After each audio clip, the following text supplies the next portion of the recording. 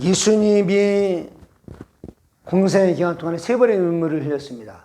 첫째는요, 친구 나사로가 죽었을 때 요한복음 11장 35절에 눈물을 흘렸다 그랬습니다. 그러니까 마르다 마리아 그 집인데 그 오라비가 죽었으니까 너무나 슬프죠. 그거 가서 보니까 정말로 많은 친척들이 와서 또 마르다 마리아가 얼마나 눈물을 흘리는지, 예수님이 그동안 나사로가 죽었을 때 고통나는 것, 얼마나 예수님이 그 모습 보고 슬펐는지 눈물을 흘렸습니다. 그리고 또 11장 요한복음 11장 4절을 보면은 나사로가 죽은 것이요, 하나님의 아들이 이로 말미암아 영광을 받으시려고 그랬다. 그러니까 하나님의 아들이 영광을 받기 위해서 나사로가 죽었으니까 그것도 정말 굉장히 슬픈 거예요. 그래서 눈물 흘렸던 것을 보게 되고, 두 번째는요, 예루살렘 성을 보고 우셨습니다. 누가복음 19장 41절에 가까이 와서 성을 보시고 우셨다. 왜냐하면요, 예루살렘 장차 어떤 일이 벌어질까를 너무너무 뻔히 아시는 거죠. 네? 안창이 날개 아래 그 새끼를 본 것 같이 그렇게 아무리 불러도 그들은 돌아가지 않았다. 역사상 보면요, 하나님이 열왕기 21장 4절 또 7절을 보면은 하나님의 이름을 영원히 둔 곳이 예루살렘 성이에요. 시편 132편 13절을 보면 그 성을 특별하게 이스라엘 백성들이 준 그런 예루살렘입니다.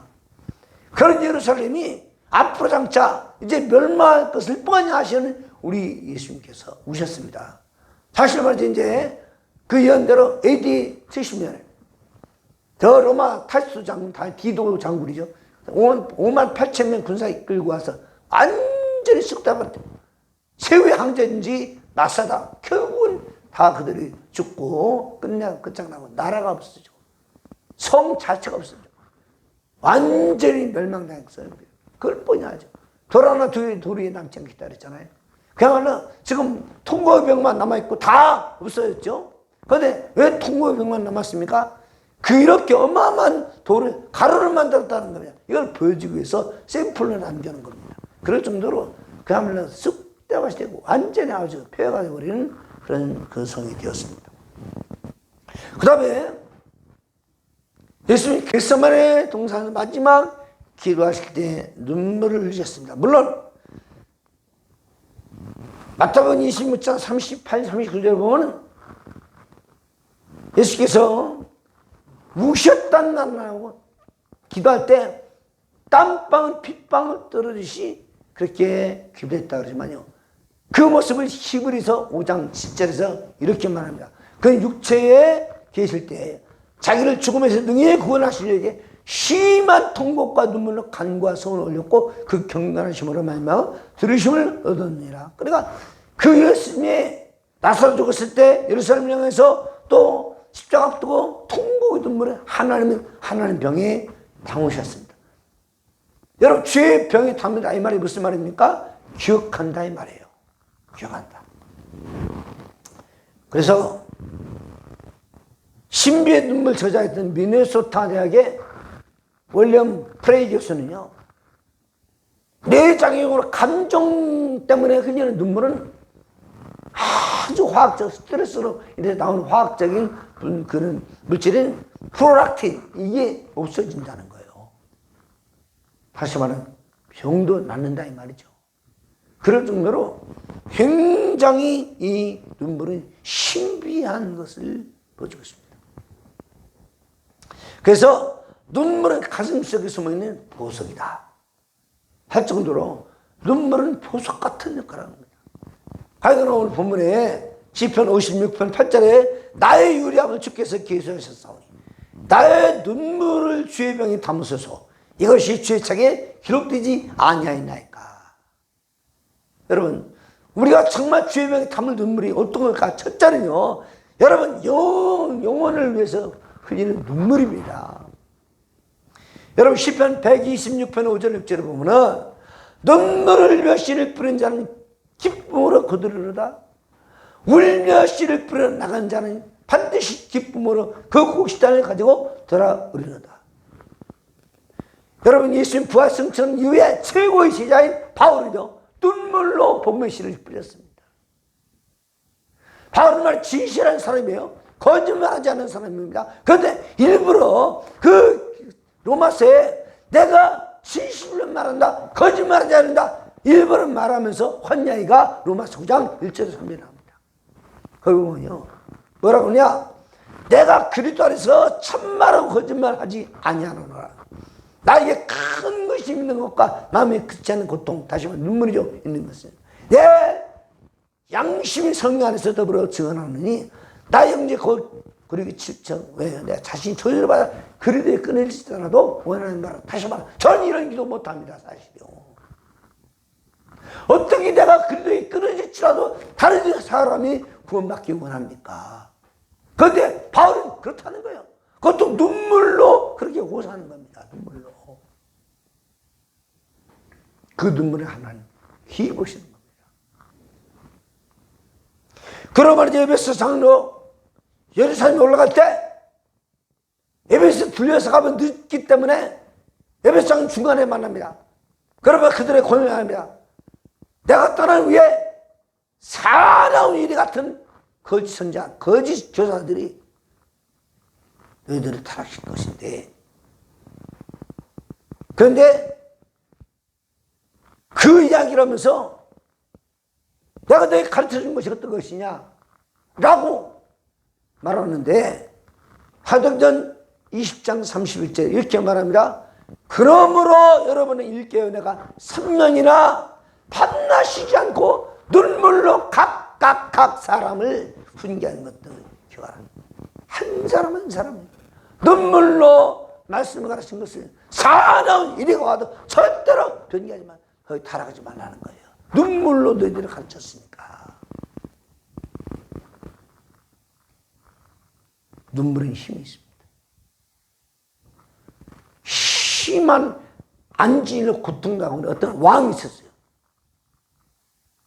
백약이 모여요. 눈이 안 나서. 온몸 100명이면 눈은 90명이라는데 그런 희한 눈이 고통당하고 있는 왕인데 어느 어떤 사람이 왕의 지혜가 고쳐주겠습니다. 어떻게 고칠 것인데 따라오세요. 그래서 왕이 말이죠. 성막으로 사람 따라 나가는데 길을 가면서 보니까 수많은 자기가 통치하는 백성, 나라의 백성들이 가난 속에, 고통 속에 눈물 흘리는 것을 보게 됩니다. 그런데 어떤 거적대기로 지은 허름한 집에 들어가는데 거기 엄마가 죽어있고 아이들 셋이 엄마를 손을고 눈물 흘리는 걸 보고 왕이 그냥 통곡의 눈물이 나옵니다. 나는 산의 진미로 배부르고 내가 편히 먹고 편히 살고 있었는데 내가 통치하는 이 나라 이 백성이 이런 꼴을 가지고 살고 있구나. 통곡하면서 펑펑펑 눈물을 참지고 나오는데 밖이 확 납니다. 다시 말하면 눈이 고쳐져 있는 겁니다. 프로락틴 같은 나쁜 물질이 눈물로 인해서 다 씻겨내라는 겁니다. 여러분 마찬가지요. 우리가 참 영혼을 위해서 흘리는 눈물이 가장 세상에 불쌍한 사람이 여러분 돈이 없는 게 아닙니다. 조금 약간 어떤 고난에 관련해 아니면 질병에 조금 혹독당하는 것이 불쌍한 사람이 아니라 진짜 가장 불쌍한 사람은 주를 알지 못하고 영원한 멸망으로 죽어가는 지옥 가는 인생들이 가장 불쌍한 그들을 위해서 여러분 눈물로 기도하는 것은 주님이 가장 귀하게 보시고 병에 담습니다. 두 번째는요. 주님을 사랑해서 흘리는 눈물입니다. 어느 날 예수님이 한 바리새인의 초청받아 가지고 그 집에 식사하러 갔는데 한 죄인인 여인이 아주 귀한 향 한 옥합을 예수님 머리에 붓고 눈물을 흘려서 자기 머리털로 발을 씻습니다.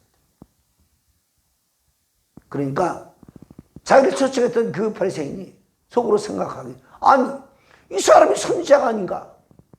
그런데 어떻게 어떻게 선지자 이 사람이 자기의 일을 지금 눈물로 발을 닦고 있는 여인이 죄인 걸 어찌 모르는가?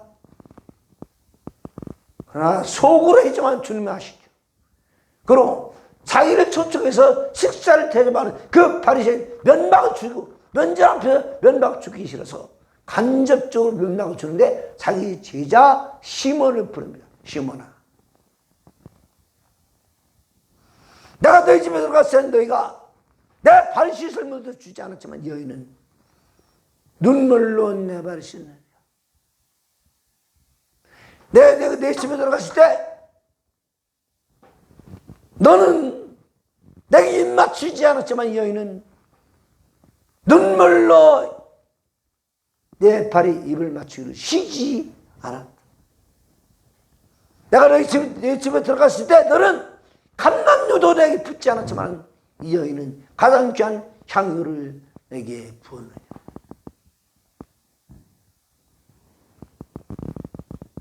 그러고 눈물을 흘리면서 닦고 있는 그 여인에게 위대한 선언을 하는데요. 누가복음 7장 47절에서 그러므로 이러므로 내가 내게 말하느니 그의 많은 죄가 사하여졌다. 이는 그의 사랑은 말입니다. 죄의 사함을 하는 일이 적은 자는 적고 적게 사는 자는 적은 자. 그러면서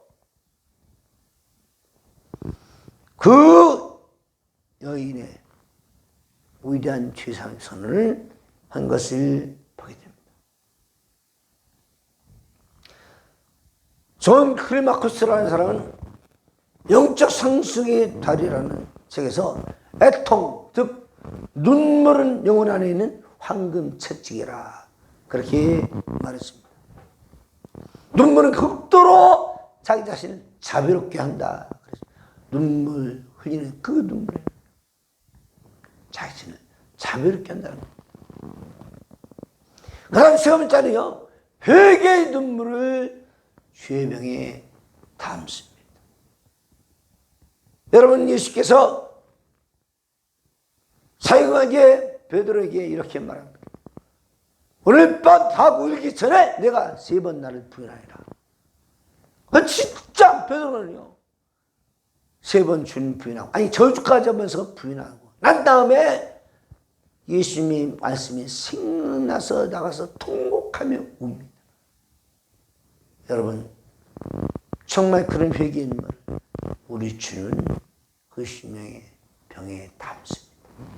그래서 시편 34편 18절에 보면 여호와는 마음이 상한 자를 가까이 하시고 중심에 통회한 자를 구원하시는도다. 여러분, 위대한 왕이었던 다윗의 전성기가 언제일까요?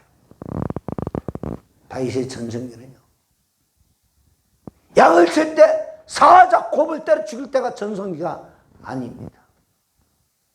골리앗을 물맷돌로 죽였을 때가 전성기가 아닙니다.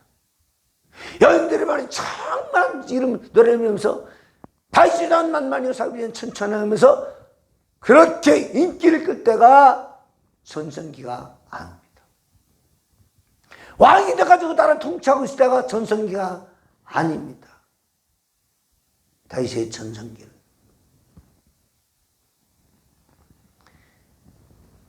자기 신하 우리아의 아내 바세바를 범하고 난 다음에 나단 선지자의 책만 듣고 나서 회개할 때가 저는요 다윗의 전성기라고 생각합니다.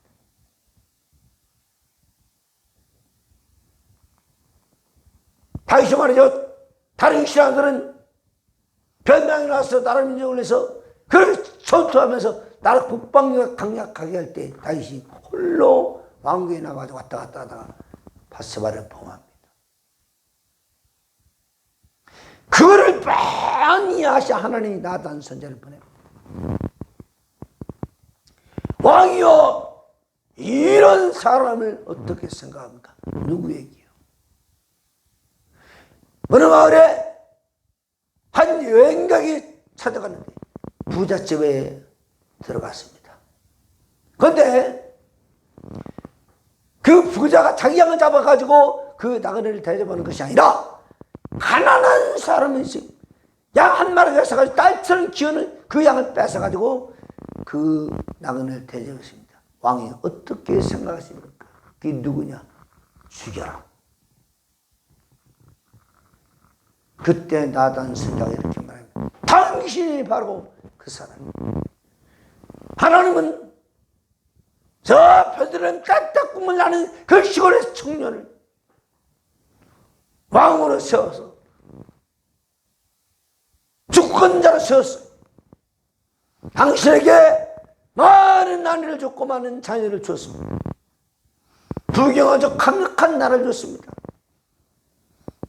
그리고 더 필요한 것이 있다고 그러면 하나님이 구했을 때 왕에게 주었을 것입니다. 그런데 어찌하여 왕에게 충수하고 나라는 이제 충수하는 우리야 당신 신랑 우리의 아내를 뺏어가지고 자기 아내를 삼습니까? 그때 다윗이 바로 무릎을 탁 꿇고 여호와 하나님은 내가 하나님 앞에 득질했습니다. 범죄했나이다. 용서해 주옵소서. 간절히 통곡하며 회개할 때 이때가 바로 다윗의 전성기입니다. 하나님은 우리 모두에게 전성기를 줄 때 가장 위대한 전성기를 바로 회개할 때입니다. 그래서 시편 51편 17절에 하나님께서 구하시는 제사는 상한 심령이라. 하나님이여 상하고 통일한 마음을 주께서 멸시하지 아니하시리라. 하나님 구하는 제사는 눈물로 드려진 예배를 기뻐하십니다. 그 멕시코에요. 아나브랩스라는 물고기가 있습니다. 이 물고기는 특이하게요. 강가에 살면서 강에 들어져 있는 그 나뭇가지에 붙어있는 곤충을 물로 쏴서 잡아먹는데 이 아나브랩스라는 물고기는 눈이 4개입니다. 밑으로 2개, 위로 2개. 밑으로 2개는 아래에서 자기를 공격하는 그런 적군들을 감시하고 위로 2개는 위에 붙어있는 나뭇가지에 붙어있는 곤충을 딱 물로 쏴 맞히는 그런 눈인데 위로 단 눈이 오래 바깥에 나가면 말라버려가지고 잘못하면 눈이 멉니다. 그 때문에 시간이 되면 바로 물속으로 들어가서 눈을 적셔야 눈이 또 건강해지는 겁니다. 자, 이거 보면서 우리도 마찬가지입니다. 우리가 회개의 눈물이 말라버리면요 하나님 모르는 영적 눈이 안목 영알이 고장난다는 사실을 아셔야 됩니다. 저 세상을 향한 눈, 육적인 눈, 그저 세상에 있는 욕심과 탐욕으로 인해서 세상 바라보는 눈이 너무나 오래되면 그럼 영적 안목이 멀어집니다. 영적 안목이 고장납니다. 우리는 우려야 됩니다. 회개의 눈물이 우리 영혼을 맑게 하는 겁니다. 여러분 에스라 선지자는요 포로 교환해가지고 하나님 전에 사역해서 사역 감당합니다. 하나님 전을 세우고 성막을 고치고 또 성전 안에서 사역하는 그 사역자들의 교육을 시키고 말씀을 가르치고 이런 일을 에스라가 열심히 했습니다.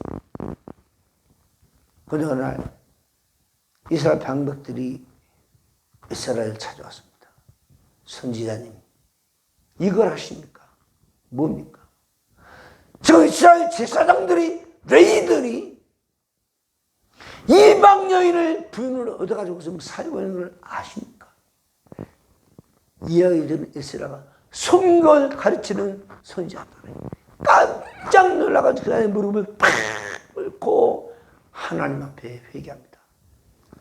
여러분 신명기 7장 30절로 4절로 보면은 너희의 자녀들을 이방 여인과 결혼시키지 말라고 그럽니다. 며느리를 이방 여인으로 얻지 말라고 그럽니다. 왜냐? 그들이 가져오는 이방에 가져오는 모든 그런 신들을 섬기기 때문에 하나님이 그들을 멸망시킬까 하니 이방 여인과 결혼시키지 말라고 했던 그 말씀을 그들이 더군다나 제사장들이 더군다나 레인들이 철저하게 어겼다는 겁니다. 이것 때문에 여러분 이 에스라가 즉각적으로 속옷과 겉옷을 찢으며 머리털로 수염을 뜯으면서 기가 막히게 앉으면서 하나님께 간절한 눈물로 기도합니다. 스가랴 에스라 9장 6절에 나의 하나님이여 내가 부끄럽고 낯이 뜨거워 감히 나의 하나님을 향하여 얼굴을 들지 못하오니 이는 우리 죄악이 많아 정수리에 넘치고 우리 어머니 커서 하늘에 미침이야. 에스라가 범죄했습니까? 아닙니다. 그러나 이스라엘 백성들이 범죄한 것은 마치 자기가 범죄한 것처럼 간절히 눈물로 기도하니까 그 소리가 이스라엘 백성들이 들렸는지 하나둘 모이기 시작합니다. 그리고 선지자 에스라가 그렇게 우는 눈물에 같이 울면서 통곡합니다. 그걸 하나님이 받으신 거예요. 그걸 주의 병에 담았습니다. 그 눈물을. 그래서 에스라 10장 11절에 에스라가 하나님 성전 앞에 들어 울며 기도하며 죄를 잡아갈 때 많은 백성이 크게 통곡하며 이스라엘 중에 백성이 남녀 어린아이 큰 무리가 그 앞에 모인지라. 그러면서 그들이 결단합니다. 우리가 보내겠습니다. 이방 여인을 보내겠습니다. 죄성 회개의 눈물을 하나님이 눈물의 병에 담으시고 그 결과를 응답해 주는데 그대로 된 것입니다. 하나님은 에스라의 회개의 눈물을 죄병에 담았습니다. 당나라 때 분양가 한유는요 불평증명이라는 말을 썼습니다. 다시 말하면 평화롭지 아니하면 운다 그 말입니다. 큰 고목나무가 가운데가 썩어서 구멍이 뻥 뚫려서 바람이 불 때 웅웅 소리 나듯이 하나님의 백성들이 정말 나라와 민족을 위해서 눈물을 흘릴 때 마치 고목나무의 소리 나듯이 울 때 하나님은 그 기도를 불평증명 받으십니다. 풍수지탄이라는 말도 있습니다. 바람과 나무가 탄식하며 운다. 그리웠던 자식이 돌아가신 부모님을 그리면서 우는 군주가 나라에 충성하지 못하고 열심히 나라를 이끌어가지 못하고 그걸 보고 신하들이 우는 눈물, 풍수지탄. 여러분, 다나무 숲은 바람이 만나면 싹싹하면서 웁니다. 폭포는 바위를 만나면 웁니다. 엇구름은 천둥을 만나면 웁니다. 시는 시로 울고 가슴 노래를 울고 쇠정은 하나님 앞에 통곡하며 웁니다. 초나라 때는 구련이라는 사람이 울었습니다. 한나라 때는 사마천이라는 사람이 울었습니다. 당나라 때는 이백과 두보가 울었습니다. 인진왜란 때는 이순신 장군이 울었습니다. 일제강점기 때는 안중근 안창호 같은 동기사가 울었습니다. 6.25 동란 때는 백석 장군 같은 수많은 장수들이 울었습니다. 군사정권 때는 민중이 울었습니다. 산업화 때는 공장에서 공돌이 소리 들어가면서 청년들이 울었습니다. 5.18 때는 광주가 울었습니다. 코로나 시대 때는 온 백성이 울고 있습니다. 그런 이 울음을 나라의 지도자가 들어야 되는데 자기들이 표만 불리고 수천억 소리가 들어가면서 그래도 위기하지 못하고 잘못하지 못하고 잘못했다고 얘기를 않고 대통령 하겠다고 뭐 하겠다고 나서는 꼬락서니 보니 최종은 울 수밖에 없습니다. 우시아 왕 때는 이사야가 울었고 요시야 왕 때는 예레미야가 울었고, 바벨론 뿔에서는 니에미야가 울었고, 거벨강가에서는 에스겔이 울었고, 여로보암 시대 때는 큰 신약 2년 전에 아모스가 울었습니다. 아모스 5장 6절에 너희는 여호와를 찾으라, 그러면 살리라, 그렇지 않으면 그가 불같이 요셉의 집에 임하여 멸하시리니 베델에서 그 불을 끌 자가 없으리라. 이 나라가 지금요, 겉으로는 경제되고 힘이 어쩌저쩌고 하면서, 하지만요, 겉으로는 그렇지만 속이 지금 썩어 문드러져 가고 있습니다. 아이들을 가르치는 교단이 무너져 있고요, 정치 주당하겠다는 사람들이 표만 불리고 거짓말을 잘하고 탐욕과 우세는 쪄들어 있고요, 세상의 마지막 소망이라고는 교회가 회개의 눈물이 사라지고 진실함이 사라지고 오히려 세상의 지탄의 대상이 되는 교회가 제3의 종교로 전락하는 과정이 있습니다. 이럴 때 진실한 백성들은 우려야 됩니다. 나라를 위해서 우려야 되고, 무너져가는 교회를 위해서 우려야 되고, 정말 타락하는 죄종들은 교회를 위해서 우려야 됩니다. 우리 아침교회 성도들은 눈물로 살았습니다. 그렇게 낮에 고단하게 농사일하면서도 새벽에 일어나서 교회에 달려와 눈물을 흘리면서 울었습니다. 어느 날 목사님은 새벽에 새벽 기도를 마치고 성도들이 돌아간 다음에 햇빛이 창문을 향해서 비칠 때 그 교당 마룻바닥에 군데군데 무엇이 빛났습니다. 가보니 하나님의 성도들이 그 자리에 앉아가지고 눈물로 기도하다가 흘렸던 눈물이 거기 떨어져가지고 햇빛에 받아서 반사했습니다. 이렇게 눈물로 세운 한국교회가 눈물이 사라졌습니다. 기도하면서 통회하면서 정말 팡팡팡 통곡하는 그런 성도들을 눈에 씻고도 볼 수가 없습니다. 여러분, 눈물은 액체의 기도입니다.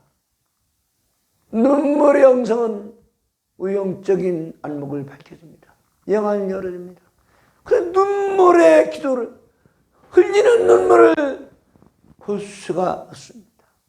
저는 매주 교회 기도원에 집회를 다닙니다. 부흥회를 다닙니다. 그런데 진실로 눈물을 통곡하고 흘리는 눈물을 볼 수가 없어요.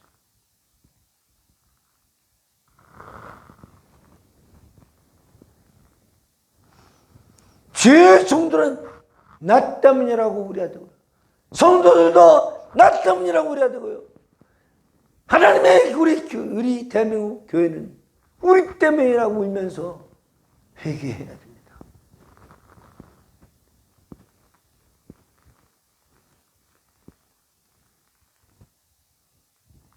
율곡 이인은요, 진실했던 친구 최립에게 이렇게 얘기했습니다. 좋은 울음을 울기가 참으로 어렵다. 다시 말하면 진실한 눈물을 흘리는 것이 힘들다는 겁니다.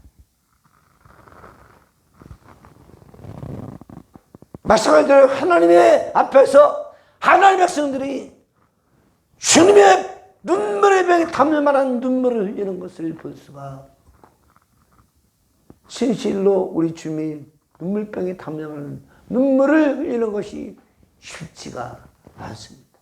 그러나 눈물의 병에 담으면서 눈물을 흘리면 회복이 시작됩니다. 진실한 정도, 성령의 사랑, 말씀에 순종하는 사람, 깨어있는 하나님의 백성들은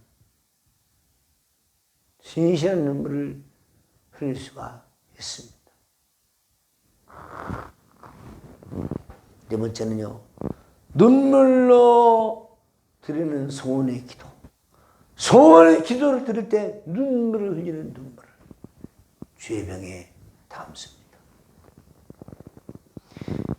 히스기야가 이사야 선지자처럼 죽고 살지 못하오니 집에 가서 집정령 기다리시오. 그때 히스기야는 곧바로 벽을 향해서 손 들고 눈물로 기도하니까 이사야 선지자가 예루살렘 성은 다 빠져나가기도 전에 하나님 말씀합니다. 애정아, 다시 돌아가라. 내가 히스기야의 눈물을 보았노라. 그리고 15년 생명 현장식에 눈물을 하나님 보시는 눈물이 돼야 됩니다. 여러분, 더 잘하는 학자는요, 성경은 눈물로 쓰였기 때문에 눈물 앞에 최고의 보물을 내어놓는다 말씀했습니다.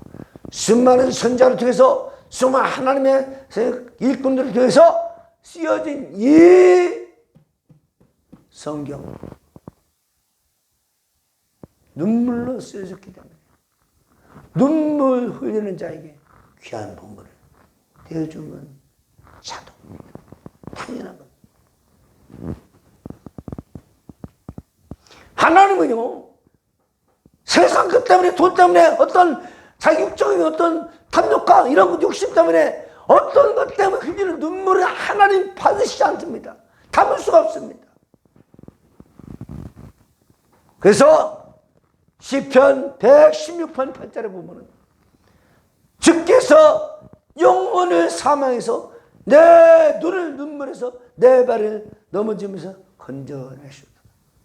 눈물 흘리는 자 하나님은 고쳐주십니다. 그래서 예수께서 산상수훈에서 마태복음 5장 4절에 애통하는 자를 복이다니 그들이 위로를 받을 것입니다. 그렇습니다. 눈물은 영혼을 구원합니다. 눈물은 위로받습니다. 눈물은 생명을 삽니다. 일본의 전국시대 때 3대 영웅이 있죠. 오다 노부나가, 도요토미 히데요시, 도쿠가와 이에야스. 그 세 명이 다 성격이 가까이입니다. 오다 노부나가는 포악합니다. 도요토미 히데요시는 지략과 교만하지, 아주 교묘하게 전략을 짜는 사람입니다. 도쿠가와 이에야스는 인내력이 탁월한 사람. 결국은 도쿠가와 이에야스가 대승하지. 막부 400년 정권을 대대로 그 도쿠가와 이에야스 가문이 정권을 잡았습니다. 그런데 도쿠가와 이에야스가 청년 적에 한 번은 오다 노부나가 포악한 군적에 붙잡혀서 죽임을 당하기 직전이었습니다. 그때 그걸 알았던 오다 노부나가에 잡히는 그 도쿠가와 이에야스의 어머니 오다이라는 여인이 도쿠가와 이에야스의 눈물을 흘리면서 찾아갑니다. 그리고 노부나가님, 우리 아들을 살려주세요. 우리 아들을 풀어주세요. 그러면 제가 가장 귀한 선물을 우리 노부나가님께 드리겠습니다. 그러니까 오다 노부나가가 비웃으면서 아래를 째려보면서 오다이에게 이렇게, 그러냐? 그럼 네가 나에게 가장 값진 선물이 무엇이냐? 그래서는 이 노부나가는 황금, 어마어마한 돈, 아니 자기 목숨, 이걸 주지 않을까라고 생각을 했는데 전혀 달랐습니다. 오다이는 노부나가에게 이렇게 말합니다. 노부나가님, 제가 노부나가님께 드릴 가장 값진 선물, 어머니의 눈물입니다. 눈물을 받으세요. 그러는 순간 그렇게 포악했던 노부나가도 자기 어머니를 생각합니다. 그리고서 웁니다. 어머니. 잠시 후에 오다 누구나 신하들한테 이렇게 외칩니다. 도쿠가와 이에야스 가요시대 구다사이 풀어주어라.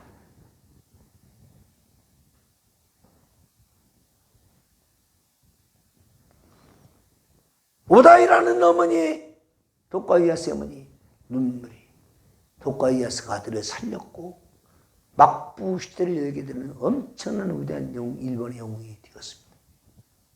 어머니의 소원의 눈물, 그것을 그렇게 포악한 군주도 마음을 녹였던 것을 보게 됩니다. 여러분, 소원의 눈물, 하나님 앞에 무릎 꿇고 간절히 소원하며 흘리는 눈물을 하나님 주의 눈에 죄병에 담습니다. 사랑하는 여러분, 진실한 성도의 그런 눈물을 병에 담으시고 하나님 기억하신다는 사실 알고 눈물의 영성이 회복된 여러분 되길 주 이름으로 축원합니다. 반드시 눈물의 영성이